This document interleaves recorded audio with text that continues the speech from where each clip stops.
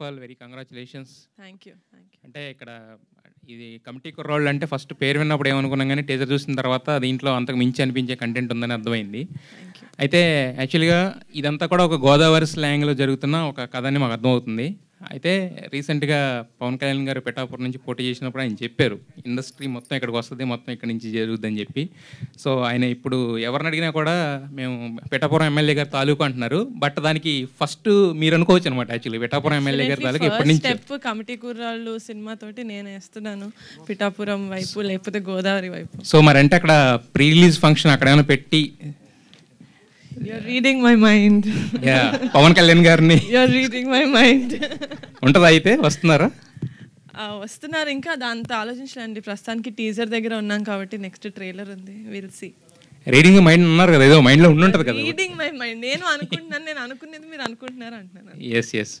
అయితే యాక్చువల్గా ఇప్పుడు ఇందాక మొత్తం మన ఎగ్జిక్యూటివ్ ప్రొడ్యూసర్ రమేష్ గారు చాలా చెప్పారు.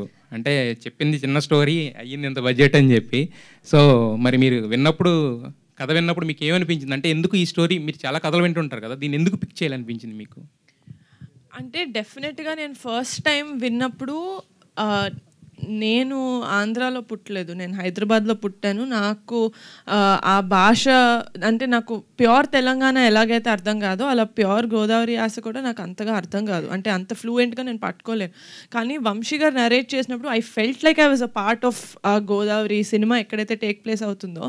I felt like I was a part of that. అంటే అదే చెప్పినట్టు 11 మంది హీరోలు, 6 హీరోయిన్లు కాదు, 11 మంది లైఫ్ స్టోరీలోకి it just sucked me in like that. So I could not say no.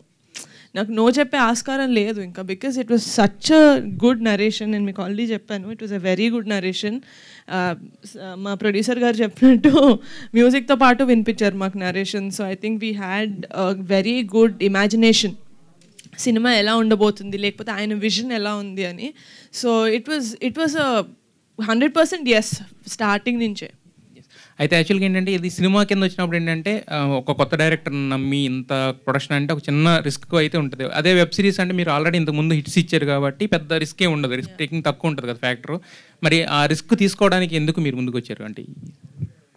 అంటే ఇలాంటి సినిమా ఆడకపోతే అందులో there's no point in it. ఎందుకంటే ఇలాంటి cinema it touches a lot of human emotions. మనం థియేటర్కి వెళ్ళింది మన లైఫ్లో బాధలు మర్చిపోయి సరే ఒక 2.5 hours ఎంటర్టైన్ అవుదామని వెళ్తాం.